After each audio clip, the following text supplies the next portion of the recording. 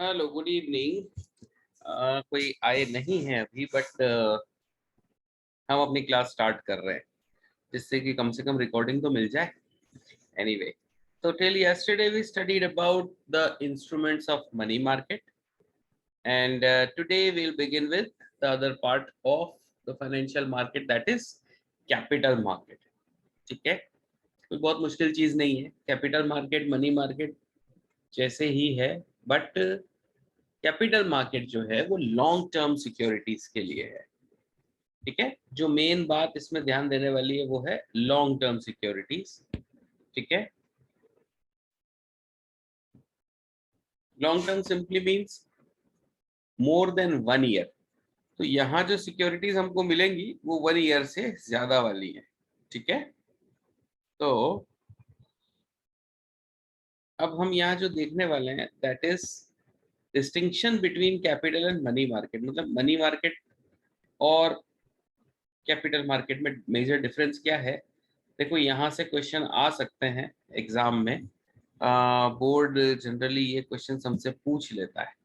ठीक है, तो हम इसको थोड़ा सा ध्यान से पढ़ने वाले हैं। आप लोग थोड़ा ध्यान देना इस चीज के ऊपर। Learn the headings. ठीक है, हेडिंग्स में से क्वेश्चन आते हैं, मतलब आई मीन जब भी क्वेश्चन आएगा ना डिस्टिंक्शन वाला, तो हमको क्या करना है। Darsheel I started because time हो गया था, है ना, तो कोई दिक्कत नहीं है। ऑल राइट, तो अभी हम बता रहे हैं difference between money market and capital market. ठीक है, जैसे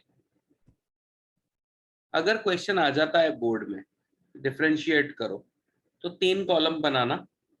पहले कॉलम में लिखोगे द बेसिस, जो इनके हेडिंग्स दे रखे हैं। दूसरे कॉलम में मनी मार्केट और तीसरे कॉलम में कैपिटल मार्केट। मेरे नोट्स में बहुत क्लियरली मैंने इस चीज को ड्रॉ कर रखा है, तो आप देख सकते हैं। बट जो अब थोड़ा डिस्कस कर लेते हैं, तो मनी मार्केट और कैपिटल मार्केट में जो पार्टिसिपेंट्स होते हैं वो जनरली सेम ही होते हैं। जैसे financial institutions, banks, corporate entities, foreign investors, ordinary retail investors, ये सब कैपिटल मार्केट में आते हैं। मनी मार्केट के अंदर भी ये सब तो आएंगे ही आएंगे, लेकिन साथ के साथ इसमें आरबीआई भी इन्वॉल्व हो जाएगा। ठीक है ना, मतलब ऑलमोस्ट बाकी की सब चीजें तो सेम ही है, केवल ये एक जो पर्टिकुलर पॉइंट है जिसको हम आरबीआई कह रहे हैं। RBI will not participate in capital market, but क्योंकि वो टी बिल इशू करता है इसलिए वो मनी मार्केट के अंदर तो आएगा। ठीक है, ये पार्टिसिपेंट्स है, मतलब कौन कौन मनी मार्केट और कैपिटल मार्केट में पार्टिसिपेट कर सकते हैं। तो जनरली दोनों में सेम है, बस एक आरबीआई इसमें एडेड है मनी मार्केट में। ठीक है, second point is instruments. What kind of instruments means what kind of securities are used. So capital market securities being long term securities, equity shares, debentures, bonds, preference shares वगैरह आ जाएगा। But money market में T bill या फिर commercial paper, certificate of deposit etcetera आएंगे। ये हमने कल ही पढ़ा था। तो ये पॉइंट्स क्या हो गए। Instruments means the securities, the types of securities that are used here. अब ये तीसरा पॉइंट जो है ना, इन्वेस्टमेंट आउटले, ये थोड़ा सा डिफरेंट है। देखो क्या होता है, अगर हम कैपिटल मार्केट में इन्वेस्टमेंट कर रहे हैं तो हमको बहुत ज्यादा नहीं करना है, क्योंकि आप 10 रुपीज या 100 रुपीज के ही शेयर्स में डील कर सकते हो। बट मनी मार्केट में investment outlay will be larger, क्योंकि वहां पर एक एक बिल बहुत महंगा है। जैसे एक टी बिल 25,000 का है। ठीक है, मनी मार्केट के अंदर टी बिल 25,000 का है। कमर्शियल पेपर 5 लाख से स्टार्ट होता है। कॉल मनी करोड़ों में हो सकता है। तो कैपिटल मार्केट में अगर आप इन्वेस्टमेंट करते हो तो each instrument can be of 10 rupees और 100 rupees also, but in money market the instruments are quite expensive. उसमें बहुत सारे पैसे आपको लगाने पड़ेंगे। ठीक है, तो investment outlay is larger in money market and smaller in capital market. Duration जो हम जानते ही हैं, कैपिटल मार्केट जो है वो मीडियम और लॉन्ग टर्म के लिए होगा, लेकिन जो मनी मार्केट है वो 1 ईयर तक के लिए ही होगा। सिंपल, ये हम जानते ही हैं।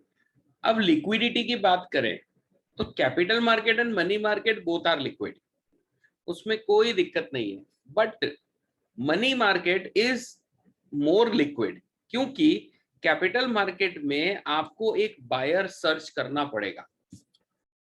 Like you are having some shares, you want to sell those shares, so you will have to wait for a buyer। आपको एक बायर मिलेगा नहीं जब तक आप उसको सेल नहीं कर पाओगे, ठीक है। बट मनी मार्केट के साथ एक एडवांटेज है कि अगर आपको कभी भी अपने मनी मार्केट इंस्ट्रूमेंट्स को लाइक डिस्काउंट करवाना हो तो there is a discount finance house of India available, जो कि आपको एक रेडी मार्केट देगा मनी मार्केट इंस्ट्रूमेंट्स के लिए। मीन्स अगर आपको अपने मनी मार्केट इंस्ट्रूमेंट्स को लिक्विडेट करना है तो you can any time you can go to DFHI where you can get your securities discounted. But in capital market you have a stock exchange, but still you will have to find a buyer। जब तक buyer नहीं मिलेगा तब तक security market काम नहीं करेगा आपके लिए। यानी कैपिटल मार्केट कोई सेंस ही नहीं है ना, बायर मिलेगा तो ही मिलेगा। तो यानी लिक्विडिटी है तो सही, but it depends upon the buyer. Then आ रहा है सेफ्टी। तो कैपिटल मार्केट जो है वो थोड़ा सा रिस्की है। रीजन यही है ना कि एक तो रिटर्न भी नहीं आते प्रॉपर। आपने सोच करके इन्वेस्ट किया कि मैं 1 लाख डालूंगा और मैं 2 लाख कमाऊंगा, बट वो 2 लाख कब होगा उसकी कोई गारंटी नहीं है। जैसे मान लो अफगानिस्तान में तालिबान का अटैक हुआ तो स्टॉक मार्केट गिर गया। जब यूक्रेन और रशिया में फाइट स्टार्ट हुई तो स्टॉक मार्केट गिर गया। तो बड़ी रिस्क है इसके अंदर। तो कैपिटल मार्केट में shares debentures are a bit risky, ठीक है। हालांकि डिबेंचर नहीं है इतना risky, but still long term में है। पैसा अटक जाए तो अटक जाए, कंपनी बंद हो जाए, anything can happen. But in money market थोड़ा सा रिस्क कम रहता है क्योंकि ड्यूरेशन कम है। Money market is said to be less risky, more safe, less risky and more safe because of shorter duration, ठीक है। बट कैपिटल मार्केट इसके अगेंस्ट थोड़ा सा ज्यादा रिस्की है। एक्सपेक्टेड रिटर्न की बात करें तो जो रिटर्न हमको मिल रहा है एक्सपेक्टेड रिटर्न है वो है थोड़ा सा लाइक कैपिटल मार्केट में फ्लक्चुएटिंग रहेगा, ठीक है। अब पॉइंट क्या है, आपको हायर रिटर्न दे सकता है वो, बट वो फ्लक्चुएटिंग है। बट मनी मार्केट के अंदर सबसे बड़ा फायदा ये रहता है कि आपको हमेशा एक फिक्स्ड रेट पर रिटर्न मिलेगा, तो वो हायर नहीं होगा। हाँ वो ठीक है कि आपको रिटर्न मिलेगा, वो फिक्स मिलेगा। Like in capital market it is fluctuating, but in money market it is not fluctuating, but still the point is कि मिलेगा तो फिक्स्ड ही, तो वो कम होगा ना। क्योंकि ऐसा भी तो है कि स्टॉक मार्केट कभी कभी बहुत अच्छे रिटर्न दे देता है, लेकिन मनी मार्केट आपको फिक्स्ड ही देगा, चाहे मार्केट अप हो चाहे डाउन हो। तो दोनों बातें आ जाती हैं, ठीक है। पॉइंट क्या है, expected return. Capital market will provide you fluctuating returns which may be higher sometime or lower also, but money market will give you a fixed return, उसको higher lower से मतलब नहीं है। तो ये हुए डिफरेंसेस और यहां से क्वेश्चन आने के चांसेस हैं, ठीक है। अब हम देखेंगे money primary market which is a part of capital market. Actually जो हमारा कैपिटल मार्केट है ना वो 2 पार्ट में डिवाइडेड है। Capital market is divided in 2 parts. One is primary market and second is secondary market. So primary market is actually for first hand securities, जिसको हम first hand securities बोलेंगे या primary issue बोलेंगे। Actually इसके अंदर company is issuing shares to the public, company is issuing shares to the public, while in secondary market the securities are sold between investors and investors. कहने का मतलब जो लोग कंपनी के अंदर पैसा लगा रहे हैं ना, वो लोग। तो मैं यहाँ पे लिख देता हूँ पब्लिक टू पब्लिक, ठीक है। प्राइमरी मार्केट के अंदर शेयर्स इशू हो रहे हैं कंपनी से, सेकेंडरी मार्केट में वही शेयर्स जो एक्चुअली पब्लिक के पास है वो ही जा रहे हैं पब्लिक दूसरे के पास। It's like I am having shares and I am selling this to Darshan. मैं अपने शेयर आपको बेच देता हूँ, या कभी आप अपने शेयर मुझे बेच दो, तो ये चीज सेकेंडरी मार्केट में आएगी। While in primary market the shares are issued by the company only to the public। बहुत ही सिंपल कॉन्सेप्ट है, ठीक है। तो प्राइमरी मार्केट में कंपनी शेयर्स क्यों इशू करेगी प्राइमरी में? क्योंकि कंपनी को पैसा चाहिए। फर्स्ट पॉइंट जो कल हमने पढ़ा था ना, मोबिलाइजेशन ऑफ फंड्स, उसके अंदर सेवर्स का पैसा कंपनी के पास में मूव कर रहा था। बस ये वही पॉइंट है कि जब कंपनी मार्केट से पैसा लेती है, कोई ना कोई सिक्योरिटी इशू करती है, बस उसी को कहते हैं प्राइमरी मार्केट, है ना। तो ये पॉइंट आ गया। अब देखो प्राइमरी मार्केट में अब जो टॉपिक हम देखने जा रहे हैं, this is again an important point, जिसमें एक एक पॉइंट को मैं यहीं पे नोट करा देता हूं, वो ज्यादा अच्छा रहेगा, हालांकि समझाने में इजी रहेगा इसलिए। तो मेथड्स ऑफ फ्लोटेशन जो हैं, इसका मतलब क्या हुआ कि कंपनी कौन कौन से तरीकों से शेयर इशू कर सकती है। अच्छा, ये बात और ध्यान रखना कि प्राइमरी का मतलब ये नहीं है कि पहली बार ही इशू कर रही है। Company can issue shares in multiple times, यानी आज इशू किया तो वो 10 साल बाद फिर करेगी, 25 साल बाद फिर करेगी। कंपनी कभी भी शेयर इशू कर सकती है। कंपनी जब जब शेयर इशू करेगी वो हर बार प्राइमरी ही होगा। It's just like we are buying a bike, car from the showroom. जब भी वो कार या बाइक शोरूम से उतरेगी तो वो प्राइमरी ही होगी, है ना। एक ही बार थोड़ी इशू कर रहे हैं शेयर्स, शेयर्स कई बार इशू हो सकते हैं, लेकिन जब भी कंपनी देगी वो प्राइमरी ही होगा, ठीक है। ये ध्यान रखना, क्योंकि ये पॉइंट्स एग्जाम में थोड़ा समझ में आता है, मतलब क्वेश्चन में जब आ जाता है तो इजी रहता है। तो सबसे पहला जो दे रखा है दैट इज थ्रू प्रोस्पेक्टस। तो प्रोस्पेक्टस के अंदर हमारे जो शेयर्स हैं वो असल में कंपनी से पब्लिक की तरफ जा रहे हैं। यानी कंपनी एक प्रोस्पेक्टस प्रिंट करती है और फिर वो इशू कर देती है पब्लिक में। पब्लिक जब उस प्रोस्पेक्टस को रीड करती है, उनको लगता है कि उनको ये शेयर्स खरीद लेने चाहिए, फिर वो अप्लाई करते हैं और शेयर्स को परचेज कर लेते हैं, ठीक है। Because prospectus contains all the details about the company. तो बस ऐसे करके प्रोस्पेक्टस के थ्रू हमारे शेयर्स सेल हो जाते हैं, ठीक है ना। इसके बाद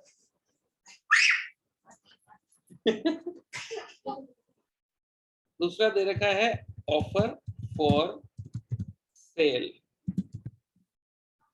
ऑफर फॉर सेल में यहां पर कंपनी क्या करेगी, अपने शेयर्स जो हैं वो किसी अंडर राइटर को या ब्रोकर को सेल कर देगी, और फिर वो ब्रोकर जो है वो आगे अपने नाम से उन शेयर्स को पब्लिक को सेल करेगा। देखो क्या है, इफ यू रिमेंबर 11th में एक कॉन्सेप्ट था मिनिमम सब्सक्रिप्शन। कंपनी को जब अपने शेयर्स सेल करने होते हैं तो वो एप्लीकेशंस मंगवाते हैं, and those applications should be minimum 90%, ठीक है। अगर मान लो 90% से कम एप्लीकेशंस रिसीव हुई तो कंपनी ऐसे में अपने शेयर्स अपने ब्रोकर्स को सेल कर देती है, ठीक है। और वो ब्रोकर आगे है पब्लिक को सेल करेगा। तो ये शेयर्स जो ब्रोकर के थ्रू जा रहे हैं उसको कहते हैं ऑफर फॉर सेल। वैसे एक बात है, इसमें कंफ्यूजन बढ़ता है कभी कभी कि हर बार शेयर सेल करने के लिए आपको ब्रोकर की जरूरत पड़ेगी। That's true, but the point is कि if the broker is just diverting you, यानी कि वो केवल आपको मिलवा रहा है, तो वो एक अलग चीज है। बट ऑफर फॉर सेल में the broker is buying the shares, broker himself buy the shares and then sell to the public, तो वो कॉन्सेप्ट बन जाता है ऑफर फॉर सेल। बट ध्यान रखना कंपनी से ही खरीदेगा, यानी ये जो चीज मैंने मेंशन करी ना, company to broker to public, ये है ऑफर फॉर सेल। तीसरा कॉन्सेप्ट है यहाँ पे प्राइवेट प्लेसमेंट। प्राइवेट प्लेसमेंट में क्या होता है, कंपनी अपने शेयर्स को किसी बड़ी कंपनी को दे देती है, इंस्टीट्यूशन। फॉर एग्जाम्पल ये कोई इंश्योरेंस कंपनी हो सकती है, या फिर ये कोई म्यूचुअल फंड कंपनी कह सकते हैं हम उसको, ठीक है। म्यूचुअल फंड, जब हम पैसा लगाते हैं किसी कंपनी के अंदर, तो एक कंपनी में नहीं लगा करके और हम बहुत सारी कंपनीज में पैसा लगाना चाहते हैं, तो उस कॉन्सेप्ट में हम म्यूचुअल फंड यूज करते हैं। म्यूचुअल फंड क्या करता है, हम सबसे थोड़ा थोड़ा पैसा लेकर के और कुछ कंपनीज में 10, 15, 25 कंपनीज में पैसा लगा देता है, और जो रिटर्न आता है उसमें से अपना हिस्सा काट के और वो बाकियों में डिस्ट्रीब्यूट कर देता है। तो that is known as private placement, when the company is issuing shares to the mutual fund और इंश्योरेंस कंपनीज, ये है।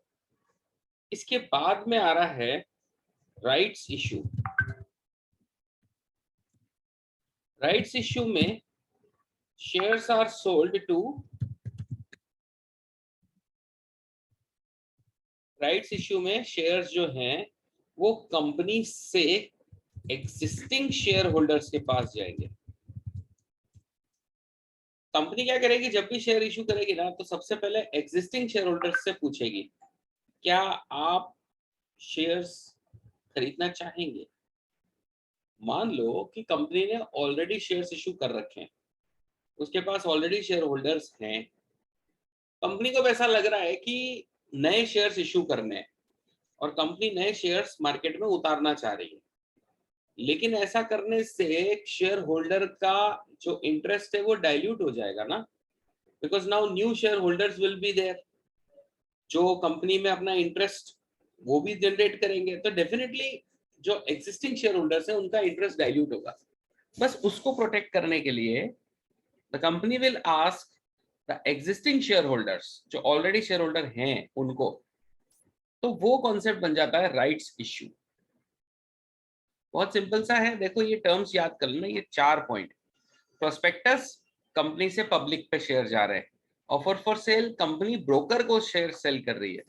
प्राइवेट प्लेसमेंट में कंपनी फाइनेंशियल इंस्टीट्यूशंस यानी इंश्योरेंस कंपनी को सेल कर रही है। एंड राइट्स इश्यू में कंपनी एग्जिस्टिंग शेयर होल्डर्स को सेल कर रही है। सिंपल। और एक और दे रखा है, that is EIPO। EIPO is actually electronic manner of issuing shares, यानी कि अपने शेयर्स को इलेक्ट्रॉनिकली इशू कर रहे हैं। इनमें से कोई सा भी कॉन्सेप्ट हो सकता है जो ऊपर वाले हैं, बस वो किसी स्टॉक मार्केट में नहीं, डायरेक्ट नहीं जाके और इलेक्ट्रॉनिकली दे रहे हैं, यानी डीमटेरियलाइज्ड फॉर्म में, उसको EIPO बोलते हैं। IPO is initial public offer, ठीक है। इसका मीनिंग बता देता हूं आपको। इलेक्ट्रॉनिक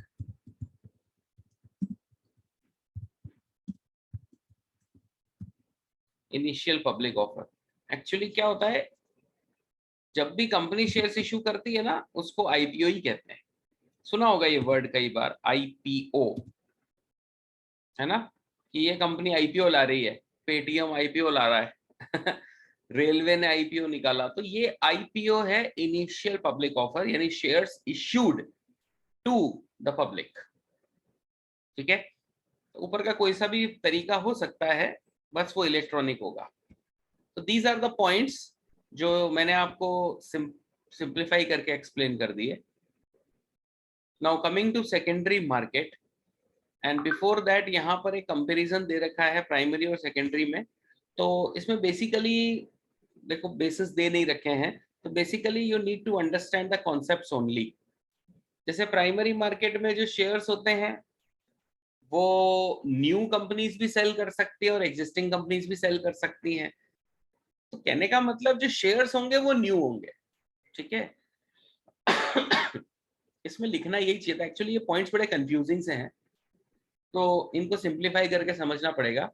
प्राइमरी मार्केट में there are new shares, secondary market में देयर आर एग्जिस्टिंग शेयर्स, है ना। इससे ही पता पड़ रहा है एग्जिस्टिंग शेयर्स हैं और यहाँ पर न्यू शेयर्स आएंगे। फिर प्राइमरी मार्केट में कंपनी अपने शेयर्स कंपनी से इन्वेस्टर की तरफ जा रहे हैं, लेकिन सेकेंडरी मार्केट में वो इन्वेस्टर टू इन्वेस्टर जा रहे हैं। इन्वेस्टर से यहाँ मतलब उन लोगों से है जो शेयर्स में डील करते हैं, ठीक है ना। The flow of funds is actually savers to investors. अब यहाँ पे कंफ्यूज कर रहा है, देखो ऊपर इन्वेस्टर लिखा है या सेवर लिख दिया है, इसलिए मैं कह रहा हूँ पॉइंट्स थोड़े से अजीब हैं। तो सेकेंड पॉइंट में इन्वेस्टर एक्चुअली सेवर को ही बोल रहा है ये, ठीक है, क्योंकि वो पैसा बचाता है, हाउस होल्ड सेवर की बात हो रही है।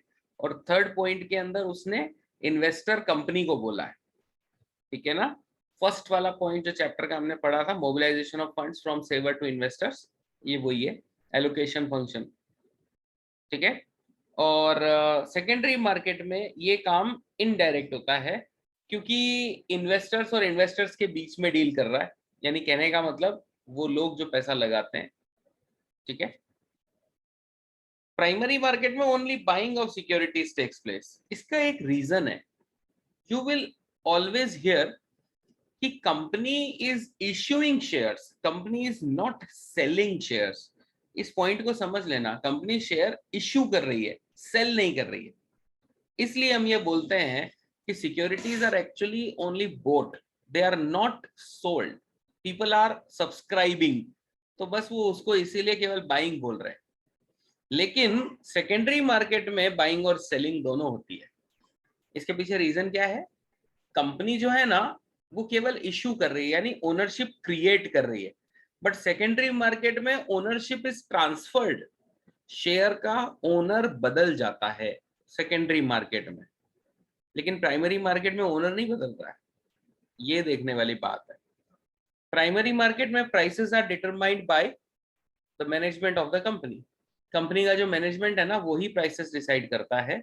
लेकिन सेकेंडरी मार्केट में डिमांड एंड सप्लाई के अकॉर्डिंग होता है, यानी जिसके पास शेयर्स हैं वो बेचने की कोशिश करेगा और जिसको शेयर खरीदने हैं वो खरीदने की कोशिश करेगा। तो it will depend upon demand and supply.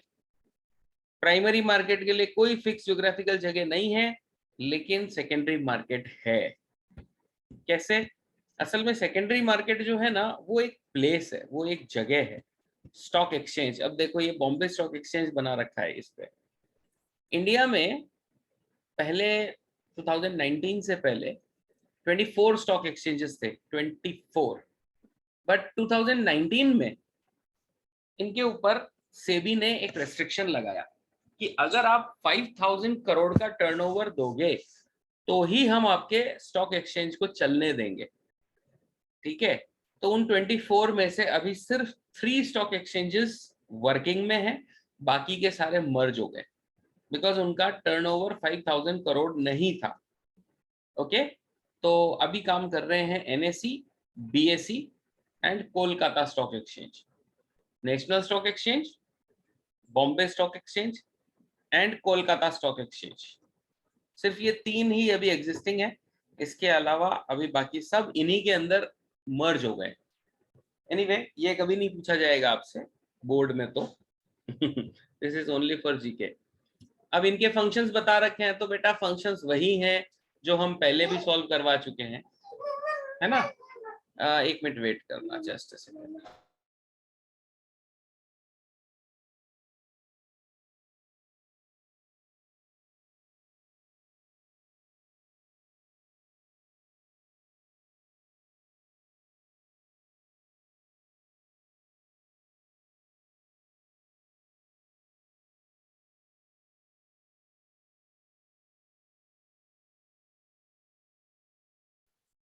तो इसमें जो फंक्शंस आ रहे हैं ना, ये वही है जो हम पहले भी देख चुके हैं। यानी फाइनेंशियल मार्केट के फंक्शन से मिलते जुलते ही हैं, लेकिन ये थोड़ा स्पेसिफाई हो गया है क्योंकि ये सिर्फ एग्जिस्टिंग सिक्योरिटीज में डील करने की बात कर रहा है। मींस जो सिक्योरिटीज ऑलरेडी मार्केट में हैं सिर्फ वो ही सेल होंगी। ठीक है, pricing of securities is possible. Pricing कैसे? क्योंकि बाइंग और सेलिंग दोनों हो रही है, तो यहाँ प्राइसेस डिसाइड करना आसान हो जाएगा। ठीक है, क्योंकि there is a buyer and there is a seller, दोनों मिलेंगे तो प्राइसेस डिसाइड होंगी। ट्रांजैक्शंस रिमेन सेफ क्योंकि स्टॉक एक्सचेंज को रेगुलेट कर रहा है। SEBI is regulating stock exchange, तो एक लीगल फ्रेमवर्क है, उसके अकॉर्डिंग काम हो रहा है। That is why the transactions are safe. आपके जो भी डीलिंग हो रही है उसमें कोई नुकसान नहीं होगा। It contributes to economic growth क्योंकि बहुत सारे लोग यहाँ पर ट्रेडिंग कर रहे हैं।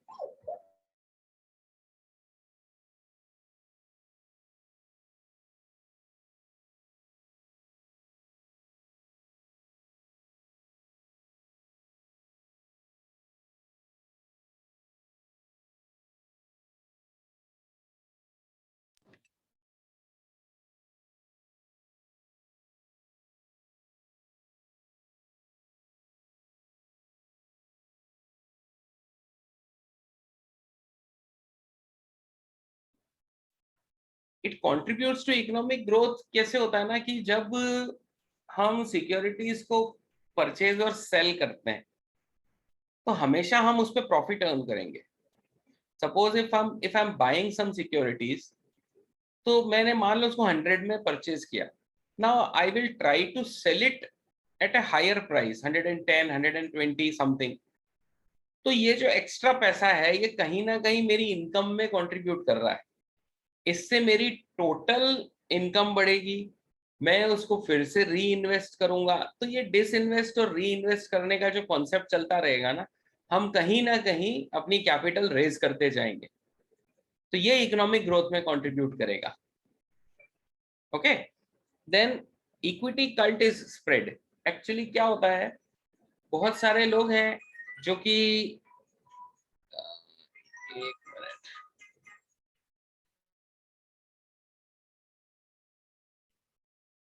हाँ, इक्विटी कल्ट यानी कि सी बहुत सारे लोग हैं जो कि शेयर्स खरीदना नहीं चाहते।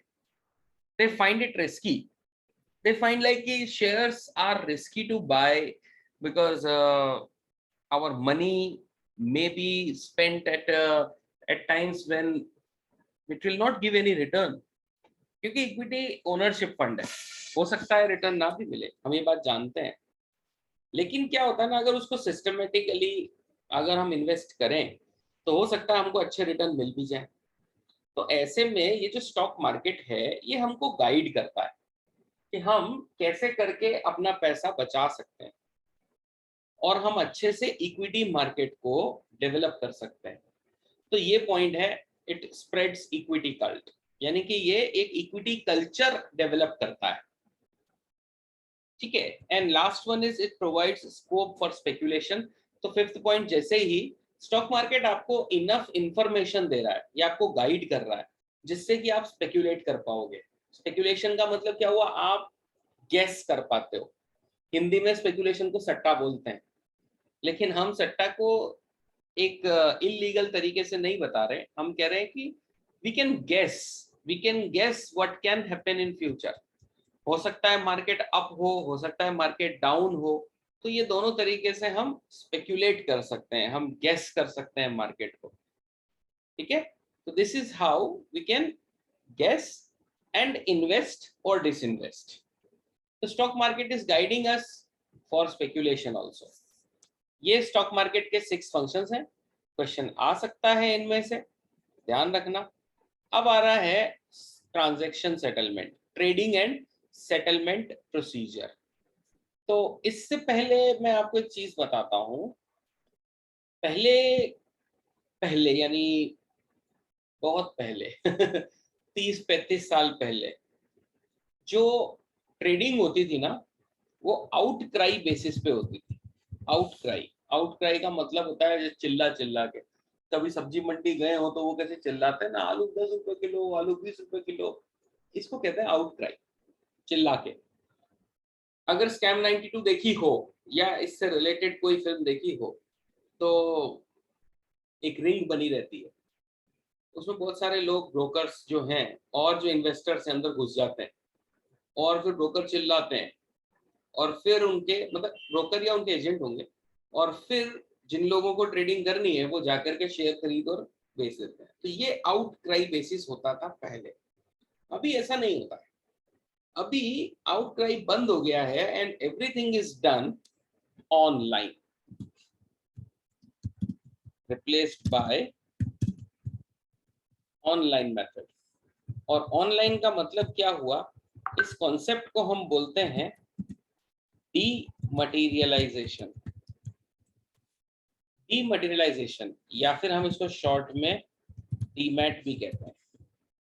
ओके, डीमटेरियलाइजेशन या डीमैट का मतलब है कन्वर्टिंग फिजिकल सिक्योरिटीज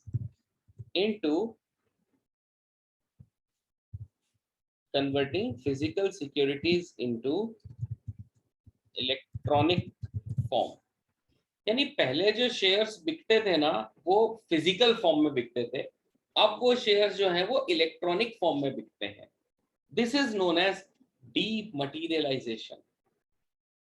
ठीक है, ये डीमटेरियलाइजेशन का क्या बेनिफिट है, इसको हम इलेक्ट्रॉनिक ट्रेडिंग सिस्टम से एक्सप्लेन करेंगे।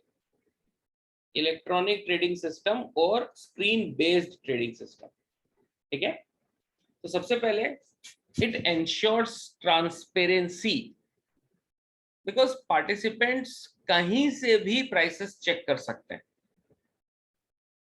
आप भीलवाड़ा में बैठे हो, यहां से ट्रेडिंग कर सकते हो एनएसई में, आप कहीं से भी ट्रेडिंग कर सकते हो। तो ये एक ट्रांसपेरेंसी आ जाती है। प्राइसेस जो है ना वो सबको सब पे पता रहता है। मतलब ये हुआ कि कोई चीटिंग नहीं कर सकता। आउटक्राई बेसिस में प्रॉब्लम ये थी कि आपके साथ मैनिपुलेशन हो सकता था, आपको प्राइसेस कम बता के ज्यादा में बेच दिया या ज्यादा बता करके और आपको चीटिंग करके उन्होंने पैसा कमा लिया। बट अब नहीं हो सकता, because everyone is able to see what is happening. दूसरा, एफिशिएंसी बढ़ जाती है क्योंकि इंफॉर्मेशन जो है वो बहुत क्विक पास हो रही है। Information is passed quite quickly. जो भी हम बताना चाह रहे हैं, जो भी हम कहना चाह रहे हैं वो बहुत इजीली पहुंच रहा है। तो इंफॉर्मेशन फास्ट जा रही है और एफिशिएंटली, यानी कम कॉस्ट के अंदर। Then it increases efficiency of operations also, क्योंकि टाइम भी कम लग रहा है, कॉस्ट भी कम आ रही है और रिस्क ऑफ एरर भी, क्योंकि कंप्यूटर के थ्रू हो रहा है। एंड देन दुनिया भर में हर जगह से ट्रेडिंग पॉसिबल है। It's not necessary to live here in India to trade and even to go to stock exchange every day. आप कहीं से भी ट्रेडिंग कर सकते हो सकता है कि आप बाहर यूएस में घूम रहे हो और आपको अपने शेयर्स को बेचना है यहाँ, तो दैट्स पॉसिबल। ठीक है, and finally a single trading platform is available. तो इससे क्या होता है कि सभी लोग उसी एक ट्रेडिंग प्लेटफॉर्म पे ट्रेड करेंगे, तो सेम टाइम पे सारी चीजें हो जाएंगी। समझ में आया? सेम टाइम पे सब कुछ हो जाएगा, तो it's quite easy, quite better. तो बेटा ये हुए सारे पॉइंट जो एडवांटेजेस हैं इलेक्ट्रॉनिक ट्रेडिंग सिस्टम के। और इसके बाद आएगा steps in the trading and settlement procedure. ये मैं आपको बताऊंगा कल, क्योंकि ये थोड़ा सा एक्सप्लेन करने वाला टॉपिक है। ठीक है, इसका एक प्रोसीजर है, उस प्रोसेस को हम कल देखेंगे। तो आज की क्लास को मेरे को यही खत्म करना है। मैं अभी सबसे पहले रिकॉर्डिंग